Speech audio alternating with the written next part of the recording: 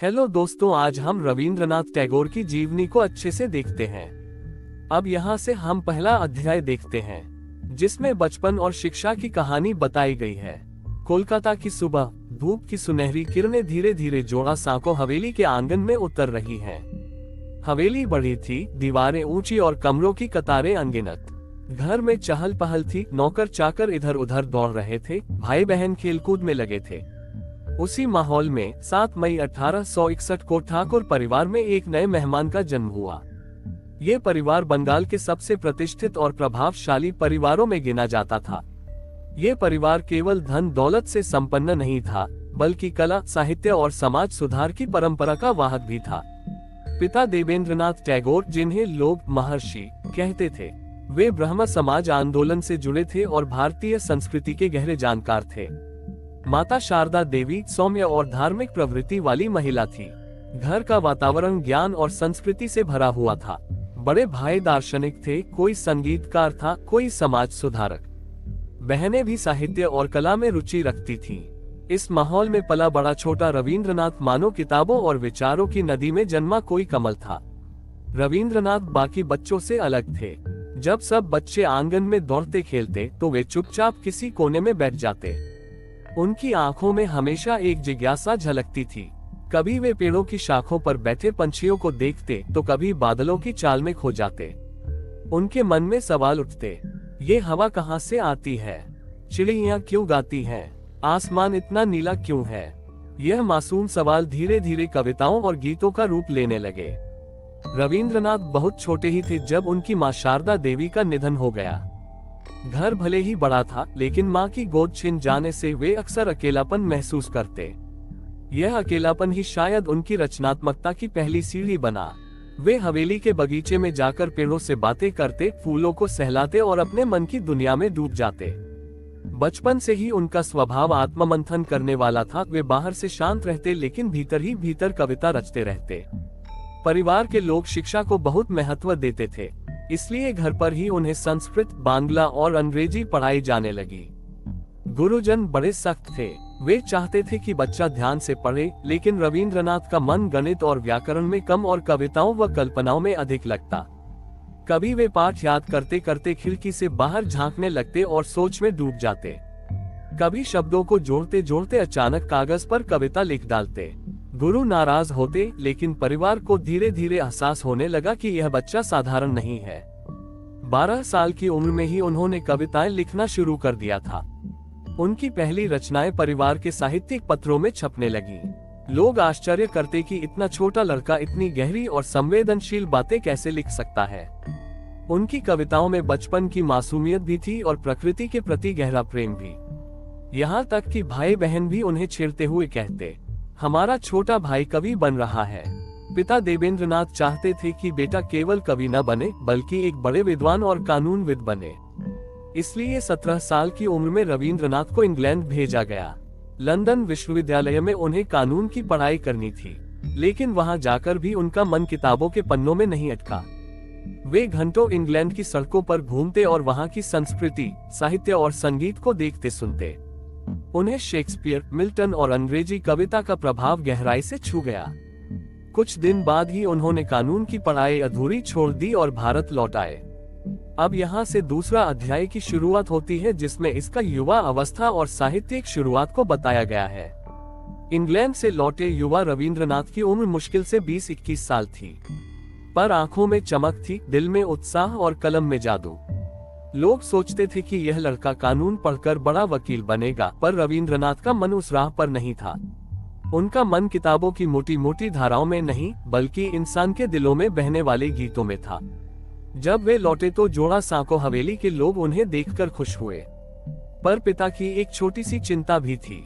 ये लड़का पढ़ाई छोड़ आया, अब इसका भविष्य क्या होगा।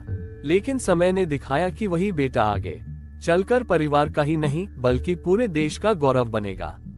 भारत लौटते ही रविंद्रनाथ ने लिखना शुरू कर दिया। कभी कविता, कभी कहानी, कभी नाटक। उनकी रचनाओं में बंगाल की मिट्टी की खुशबू होती थी। उनकी कलम से निकली पंक्तियां सीधे दिल में उतर जाती।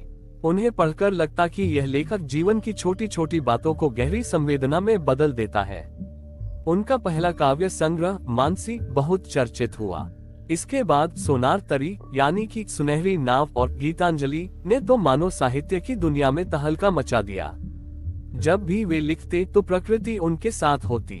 कभी वे गंगा नदी के किनारे बैठते और उसकी लहरों से बातें करते, कभी गांव के खेत खलिहानों में घूमते और किसानों की मेहनत को कविता में पिरो देते, कभी बच्चों की मासूम हंसी सुनकर गीत रच देते।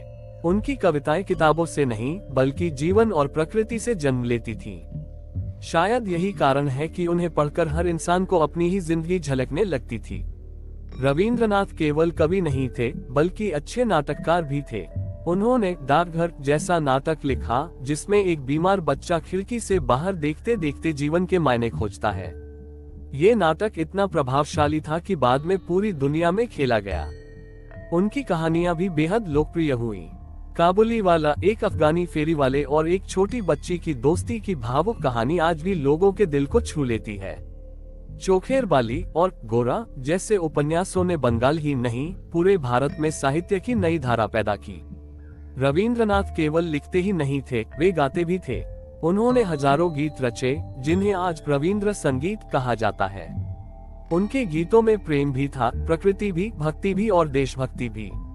कहा जाता है जब वे गुनगुनाते तो घर के लोग चुपचाप सुनने लगते। उनकी आवाज में गहराई थी और गीतों में आत्मा। 1910 के आसपास उन्होंने अपनी रचनाओं का एक संकलन तैयार किया, गीतांजलि। यह कोई साधारण कविता संग्रह नहीं था बल्कि आत्मा और ईश्वर के बीच संवाद था। बाद में इसे अंग्रेजी में अनुवाद कर दुनिया के सामने लाया गया। यूरोप और अमेरिका में जब लोग इन कविताओं को पढ़ते तो उन्हें लगता जैसे कोई संत सीधे उनके दिल से बातें कर रहा हो। गीतांजलि ने रवींद्रनाथ टैगोर को विश्व पटल पर पहुंचा दिया। और फिर आया वह ऐतिहासिक क्षण। 1913 में उन्हें साहित्य के लिए नोबेल पुरस्कार मिला। वे पहले एशियाई थे जिन्हें ये सम्मान मिला।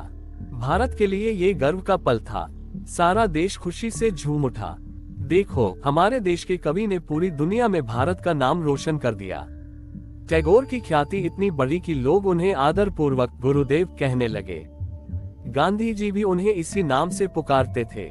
उनकी छवि केवल कवि या लेखक की नहीं रही बल्कि एक मार्गदर्शक, दार्शनिक और शिक्षक की बन गई। रवींद्रनाथ मानते थे कि साहित्य केवल किताबों तक सीमित न हो बल्कि समाज को दिशा दे। उनकी कहानियों में स्त्रियों की स्थिति, किसानों का दुख, समाज की अन्यायपूर्ण परंपराएं साफ झलकती थीं। वे केवल कवि नहीं थे बल्कि समाज के धड़कते दिल की आवाज थे। अब यहाँ से तीसरा अध्याय शुरू होती है जिसमें इसका शांति निकेतन और शिक्षा का नया सपना के बारे में बताया है। कहानी है 1863 की, जब रवींद्रनाथ अभी छोटे ही थे। उनके पिता देवेंद्रनाथ टैगोर ने बोलपुर नामक स्थान पर एक जमीन खरीदी थी। ये जगह कोलकाता की भागदौड़ और शोरगुल से दूर थी। चारों ओर हरियाली, खुले मैदान और प्रकृति की गोद। यहीं पर उन्होंने ध्यान और साधना के लिए एक छोटा सा आश्रम बनाया जिसे उन्होंने नाम दिया शांति निकेतन यानी शांति का निवास। कई साल बाद जब रवींद्रनाथ बड़े हुए और उन्होंने जीवन का अर्थ समझा तो उसी भूमि पर उन्होंने अपना सपना साकार किया। उनका सपना था ऐसी शिक्षा जो केवल किताबों तक न सिमटे बल्कि बच्चे की आत्मा और प्रकृति से जुड़ जाए। रवींद्रनाथ ने खुद अनुभव किया था कि पारंपरिक शिक्षा बच्चों की रचनात्मकता को दबा देती है। बचपन में वे खुद रट्टा मारने वाली पढ़ाई से परेशान थे। इंग्लैंड जाकर उन्होंने देखा कि वहां भी शिक्षा बहुत औपचारिक और कठोर है। उन्होंने सोचा, क्या शिक्षा का मतलब सिर्फ परीक्षा पास करना और नौकरी पाना है? क्या शिक्षा इंसान को सोचने, महसूस करने और जीवन जीने की कला नहीं सिखा सकती? यही सवाल धीरे धीरे उनके शिक्षा दर्शन की नींव बने। 1901 में रवींद्रनाथ टैगोर ने शांति निकेतन में एक छोटा सा विद्यालय खोला। शुरुआत में वहां सिर्फ 5 छात्र थे, लेकिन ये स्कूल बिल्कुल अलग था। बच्चे खुले आसमान के नीचे पेड़ों की छांव में बैठकर पढ़ते। गुरुकुल परंपरा जैसी आत्मीयता थी। शिक्षक और छात्र एक साथ रहते, खाते और सीखते। किताबों के साथ साथ संगीत, नृत्य, चित्रकला, हस्तकला और खेती भी शिक्षा का हिस्सा थी। यहाँ बच्चों को स्वतंत्र सोचने और सवाल पूछने की पूरी छूट थी। टैगोर कहते थे, कक्षा की 4 दीवारों में कैद होकर शिक्षा अधूरी रह जाती है। बच्चों को पेड़ों, पक्षियों, नदी और खेतों से भी सीखना चाहिए। इसलिए शांति निकेतन में कक्षाएं अक्सर खुले मैदानों में लगती। बच्चे किताब पढ़ते पढ़ते अचानक आकाश की ओर देखते और बादलों की चाल पर चर्चा करने लगते। शिक्षक उन्हें रोकते नहीं, बल्कि उसी से शिक्षा निकालते। यहाँ पढ़ाई और जीवन एक दूसरे से जुड़ जाते थे। धीरे धीरे ये छोटा विद्यालय बड़ा होता गया।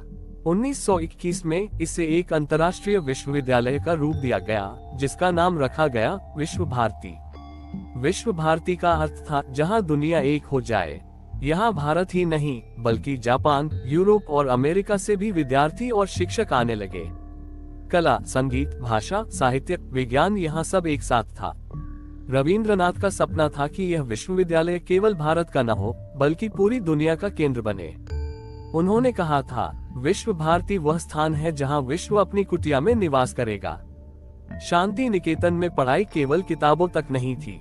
यहाँ बच्चों को नृत्य, संगीत, चित्रकला और नाटक भी सिखाया जाता। खुद टैगोर उन्हें गीत सुनाते, कविताएं पढ़ाते और चित्र बनाने की प्रेरणा देते। कई विद्यार्थी आगे चलकर महान कलाकार, लेखक और शिक्षक बने। यही कारण है कि शांति निकेतन भारतीय संस्कृति और शिक्षा का प्रतीक बन गया। टैगोर ने शिक्षा के लिए धन जुटाने और इसे दुनिया तक पहुंचाने के लिए कई देशों की यात्राएं की। वे जापान, अमेरिका और यूरोप गए। जहां भी जाते, लोग उनके विचारों को सुनकर प्रभावित होते। वे कहते, शिक्षा का मकसद केवल नौकरी पाना नहीं है। सच्ची शिक्षा इंसान को इंसान बनाती है। लेकिन ये राह आसान नहीं थी। शांति निकेतन को चलाना बहुत कठिन था। धन की कमी रहती, कई बार शिक्षक और विद्यार्थियों के लिए भोजन और साधनों की चिंता करनी पड़ती। पर टैगोर हार नहीं मानते। वे अपने गीतों और कविताओं की कमाई से विद्यालय का खर्चा चलाते। कभी विदेश यात्राओं से सहयोग लाते। उनका सपना इतना बड़ा था कि मुश्किलें भी उसके सामने छोटी लिखती। टैगोर मानते थे कि भारत को केवल राजनीतिक आजादी नहीं चाहिए, बल्कि शिक्षा की आजादी भी चाहिए। वे कहते, अगर हमारी शिक्षा अंग्रेजों की नकल बनकर रह जाएगी, तो हम कभी आत्मनिर्भर नहीं बन पाएंगे। इसलिए शांति निकेतन में शिक्षा भारतीय संस्कृति और प्रकृति से जुड़ी हुई थी।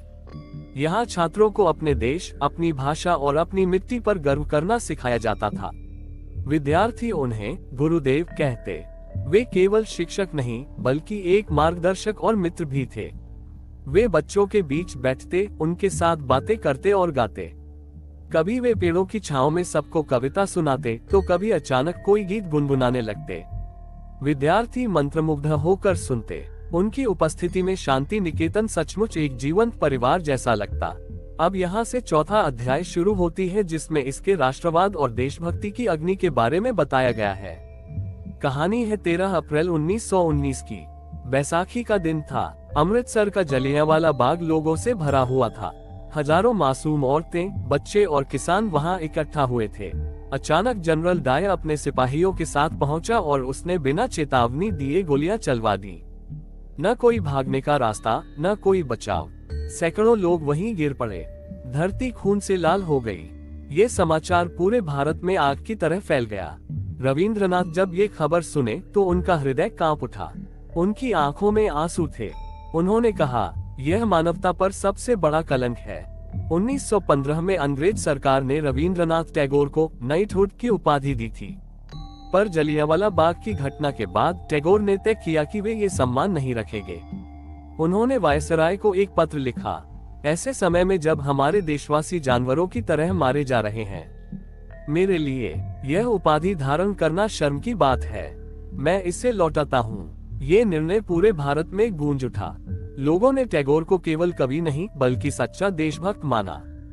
उनकी कलम अब केवल गीतों के लिए नहीं, बल्कि स्वतंत्रता की अग्नि जगाने के लिए चलने लगी।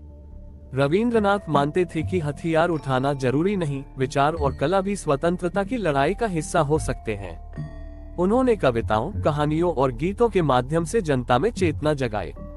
उनका गीत जन गण मन लोगों को एकता और देश प्रेम का संदेश देता था। यही गीत बाद में भारत का राष्ट्रगान बना। उनकी रचनाएं केवल भारत ही नहीं, बल्कि पूरी दुनिया में आजादी और मानवता की आवाज बन गईं। महात्मा गांधी और रविंद्रनाथ टैगोर का संबंध बहुत खास था। दोनों ही स्वतंत्रता की लड़ाई में अलग अलग रास्ते अपनाते थे, लेकिन लक्ष्य एक ही था, भारत की मुक्ति। गांधी जी अहिंसा और सत्याग्रह की राह पर थे। टैगोर शिक्षा और संस्कृति के जरिए बदलाव चाहते थे। कभी कभी उनके विचार अलग भी हो जाते, उदाहरण के लिए गांधी जी विदेशी वस्त्रों का बहिष्कार करते थे और खादी को बढ़ावा देते थे। टैगोर कहते, केवल कपड़े बदलने से स्वतंत्रता नहीं आएगी, हमें सोच और शिक्षा बदलनी होगी। फिर भी दोनों एक दूसरे का बहुत सम्मान करते थे। टैगोर ने गांधी को महात्मा की उपाधि दी और गांधी टैगोर को गुरुदेव कहते थे। टैगोर केवल भारत में ही नहीं बल्कि पूरी दुनिया में भारत की आजादी का पक्ष रखते। वे यूरोप और अमेरिका की यात्राओं में लोगों से कहते, भारत गुलाम है लेकिन उसकी आत्मा जिंदा है। उनकी कविताएं और भाषण दुनिया भर में गूंजते। विदेशी लोग हैरान होते कि यह कवि कितनी गहराई से अपने देश के लिए समर्पित है। रविंद्रनाथ का देश प्रेम केवल राजनीति तक सीमित नहीं था। वे चाहते थे कि भारत केवल अंग्रेजी शासन से मुक्त न हो बल्कि मानसिक गुलामी से भी मुक्त हो। उनका सपना था एक ऐसा भारत जहां शिक्षा, कला और संस्कृति सब मिलकर इंसान को सच्ची स्वतंत्रता दे। वे कहते थे, स्वतंत्रता केवल बाहरी बंधनों को तोड़ने से नहीं मिलती बल्कि भीतर के अंधकार को मिटाने से मिलती है। लेकिन गौर करने वाली बात यह थी कि टैगोर ने कभी खुद को बड़ा नहीं माना। वे कहते, मैं केवल वह लिखता हूँ जो मेरे हृदय की गहराइयों से निकलता है। अगर लोग उसमें ईश्वर की आवाज सुनते हैं तो यह मेरा सौभाग्य है। उनकी विनम्रता और सरलता ने उन्हें और भी महान बना दिया। रविंद्रनाथ टैगोर के जीवन में संगीत एक धड़कन की तरह था। वे मानते थे कि कविता अधूरी है जब तक वह गाई न जाए। उनकी रचनाएं केवल पढ़ने के लिए नहीं बल्कि सुनने और महसूस करने के लिए भी थीं। इसीलिए उन्होंने अपने गीतों के साथ धुनें भी बनाई। धीरे धीरे इन गीतों का एक विशाल खजाना तैयार हुआ जिसे आज हम रविंद्र संगीत के नाम से जानते हैं। इन गीतों में प्रेम है, भक्ति है, प्रकृति है, स्वतंत्रता है और जीवन की गहराइयां भी। कोई गीत नदी की कल कल ध्वनि जैसा है तो कोई गीत प्रार्थना बनकर आत्मा को छू जाता है। टैगोर के गीतों में इतनी शक्ति थी कि वे राष्ट्र की पहचान बन गए। उनका लिखा जन गण मन भारत का राष्ट्रगान बना। उनका ही रचा आमार सोनार बांग्ला बांग्लादेश का राष्ट्रगान बना। सोचिए, एक ही कवि के गीत दो देशों की आत्मा बन गए। दुनिया में ये बहुत दुर्लभ है। साहित्य और संगीत के साथ साथ रविंद्रनाथ टैगोर को चित्रकला में भी गहरी रुचि थी। कहते हैं, जब वे कविताएं लिखते लिखते थक जाते तो ब्रश उठाकर चित्र बनाने लगते। उनकी पेंटिंग्स पारंपरिक नहीं थी बल्कि आधुनिकता और कल्पना से भरी हुई थी। गहरे रंग, विचित्र आकृतियां और जीवंत भावनाएं, यही उनकी कला की पहचान थी। आज उनकी सैकड़ों पेंटिंग्स दुनिया के बड़े बड़े कला संग्रहालयों में सुरक्षित हैं। रविंद्रनाथ टैगोर का साहित्य इतना विशाल है कि उसे गिनाना कठिन है। कविता संग्रह देखे तो गीतांजलि, गीतिमाल्य, गीताली, बालाका आदि। कहानियां देखे तो काबुलीवाला, पोस्ट मास्टर, नष्ट नील जैसी कहानियां आज भी पढ़कर आंखें नम हो जाती हैं।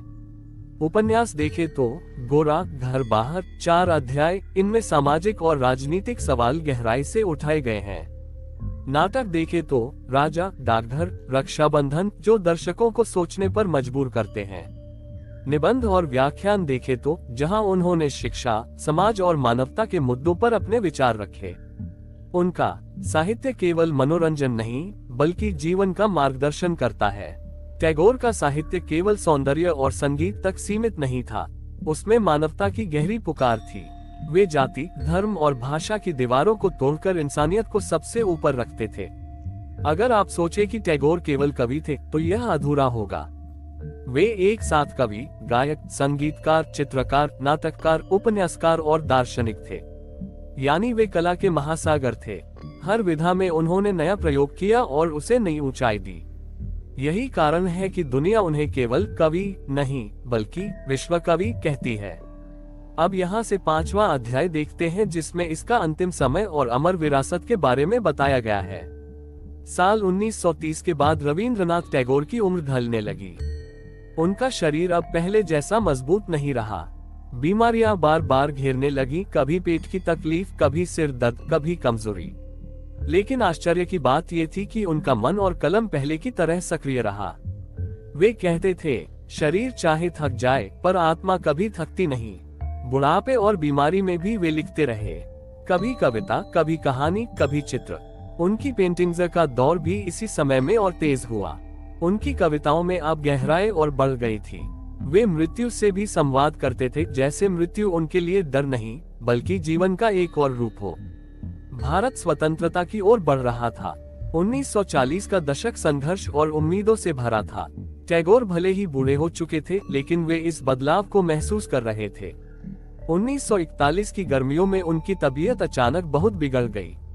डॉक्टरों ने आराम करने की सलाह दी। शांति निकेतन का उनका प्रिय कक्ष अब अस्पताल जैसा बन गया था। फिर भी वे बीच बीच में कुछ पंक्तियां लिख लेते। उनकी आखिरी रचना में भी वही चमक थी, जीवन को विदाई नहीं बल्कि नए सफर की शुरुआत मानने वाली। 7 अगस्त 1941 की सुबह कोलकाता स्थित उनके पैतृक घर में उन्होंने अंतिम सांस ली। पूरा भारत रो पड़ा। लोग कहते थे, आज सूरज ढल गया लेकिन उसकी रोशनी हमेशा रहेगी। रविंद्रनाथ टैगोर का शरीर भले ही चला गया, लेकिन उनकी रचनाएं अमर हो गईं। उनकी गीतांजलि अब भी दुनिया भर के पाठकों को शांति देती है। उनकी कहानियां और नाटक आज भी मंचित होते हैं। उनकी पेंटिंग्स दुनिया भर की कला दीर्घाओं में सजती हैं। टैगोर ने अपने जीवन से यह सिखाया कि शिक्षा केवल किताबों तक सीमित नहीं होनी चाहिए। कला और संस्कृति इंसान को ऊंचाई देते हैं। सच्चा देश प्रेम हिंसा में नहीं बल्कि आत्मा को जगाने में है। मृत्यु अंत नहीं बल्कि एक नई शुरुआत है। रविंद्रनाथ टैगोर का जीवन केवल शब्दों और गीतों की नहीं बल्कि संवेदनाओं और विचारों की यात्रा थी।